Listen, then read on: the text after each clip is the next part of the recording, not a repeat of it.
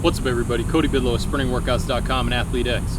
Today we're doing an acceleration and power development workout. So the goal is to eventually get to sprinting, but to start the workout off, I'm going to set out a tape and do a couple things. First, I'm going to do single leg long jump, 2 per side, so you go on one leg, jump as far as you can, and come back to the other leg, do that twice. Immediately after the single leg long jumps, I'm going to head out to the track, grab a med ball, and do a forward med ball throw for 2 reps. The plan is to go back and forth between those exercises for 3 rounds, and then go to sprints. With the sprints, what I'm doing is 2 reps of resisted, and then 1 unresisted start, and I'm going to do that 3 times. And then each set, I'm going to drop the weight. So the first set is going to be 45 pounds on the sled, which is about 8 kilograms of horizontal resistance. Then for the second set, I'll drop 10 pounds to 35. And then for the last set, I'll go 25 pounds. Once again, those are 3 reps per set, 2 resisted, and then 1 unresisted. All of them out of blocks because I have the sled that I can use coming out of blocks. So let's get into it, do these jumps, do these throws, hop into the sprints, and then I'll check in after, see how it went.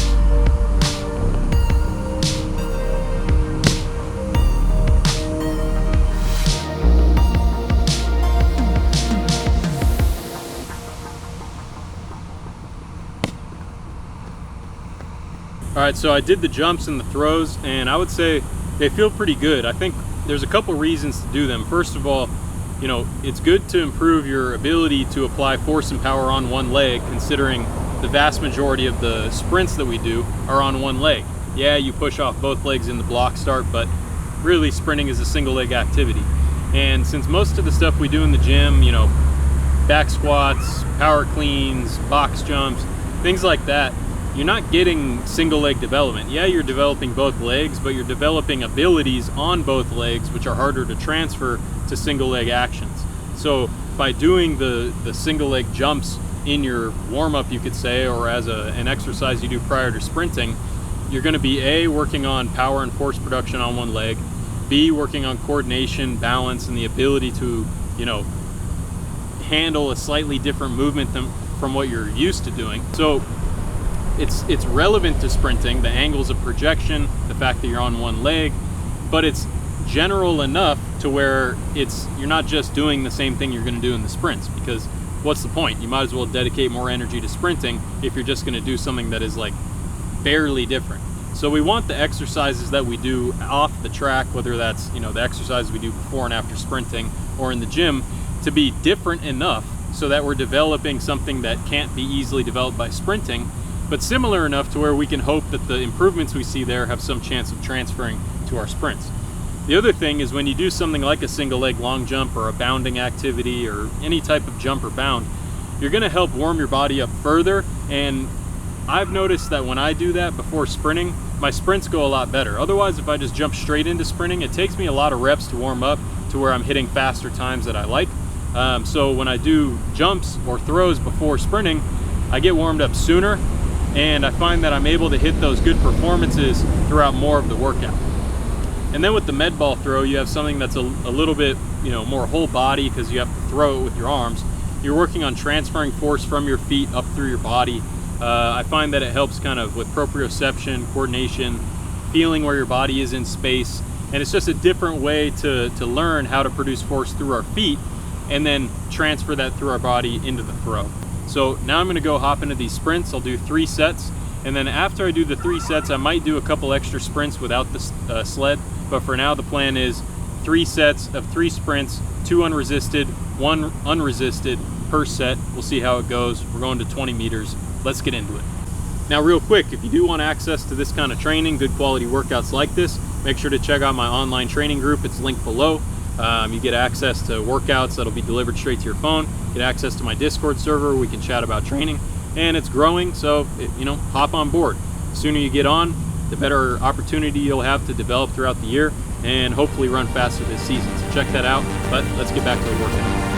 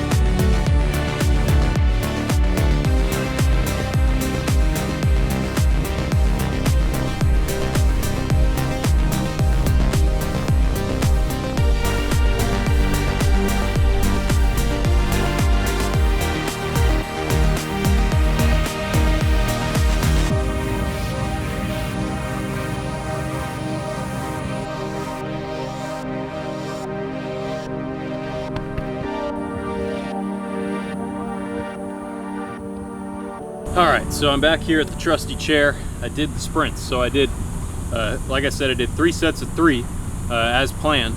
And then after that I did 2 sprints to 30 meters with a slightly longer rest in between. So for the sleds, the first set I did 45 pounds, 2 reps. Then I came back for the 3rd rep being a block start without the sled. Between the sleds I did maybe 3 to 4 minutes rest. And then between the sets was more like probably 6 to 8 minutes rest. And then after I did those 3 sets, I took a little bit longer rest. Then I went back, did 2 runs to 30 meters with 8 minutes in between. Overall, I'm pretty satisfied with the session because the last time I came out to sprint, I had taken not a complete break from sprinting, but just sort of kept things at a maintenance dose of like once a week or once every 10 days. And I got a lot slower. Like last time I sprinted, most of my times were like 195 to 10 meters, whereas today I hit 180. So, that's a testament to the fact that, you know, as long as you are recovered, because yesterday I took the day off, as long as you're recovered and you're sprinting fairly regularly, you're going to get back to what your norm is of sprinting pretty quickly after a break. So don't be afraid to take a little bit of a break from sprinting, because it's only going to take a couple sessions for you to get back into things. You're not going to just stay slow forever. So that's one thing. B, I think doing these exercises before the workout helped because I was sort of potentiated from doing those exercises. I felt more tuned in to where I could just sprint without thinking about it because I used the jumps and the throws to sort of tune in, get coordinated, get my body ready to go. And then once I hopped into the sprints, I shut my mind off and just went for it. And when you're able to shut your mind off and just go for it, as long as your technique is pretty good and is sort of stabilized, it's something that you're used to doing, that's when you're going to run your fastest. When you're all up in your head and you're thinking about how to move and all this stuff, you know, you're not going to run that fast. And that's the trouble with coaching yourself, is it's hard to know when to take the coaching hat off and put the athlete hat on. But when you're out here training, that's the time to have your athlete hat on, not your coaching hat. And so for me, when it's time to sprint, I shut my brain off. I might check the videos in between sets when I'm resting just to see if there's anything major I need to change. But for the most part, you know, my goal is to come out here, sprint without thinking about it, and when I do that, I tend to run my fastest. It's also a testament to the fact that you need to be recovered. You know, last time I came out, I had taken a day off, but I had a really big week of training prior to that, so I was pretty beat down, and so that probably affected my times. And the other thing is, you know, the mental side of it is really important. If you come out to the track and you're expecting to run slow, or you're thinking about how sore you are, or you're caught up in all this negative crap, then you're gonna run slow. It's just not gonna happen. You know, if you wake up in the morning and you tell yourself, oh, I'm gonna have a terrible day, you're probably gonna have a terrible day. Whereas if you wake up and say, oh, you know, here's another opportunity, Thank you for another beautiful day to be alive. I'm gonna make the best of the day. You put a smile on your face, even if you just fake it till you make it. You know, maybe you wake up, you don't feel that great, but you just put yourself mentally in a place of having positive emotion, having good feelings within yourself, feeling warmth and happiness and positivity and all that. You're gonna have a better day, and you're probably gonna have a better training session. So I think it's really important that as athletes, we get a hold of our mind and our mindset, and we intentionally tune our mindset prior to the session. And that's something I did today. The whole time driving here, all that I thought about was the feeling I would have if I were to run like 10-2 or something like that. If I were to run really fast, a time I've never run before, run faster than I ever have in my life, what would it feel like to do that? And what would it feel like after doing that? I think more importantly, what would it feel like after doing that? I would be super happy. I'd be jumping up and down. I'd be excited. I'd be stoked. So the whole ride here to the track, I did my best to put myself in that mental state as if I had already done that, as if I already had run fast.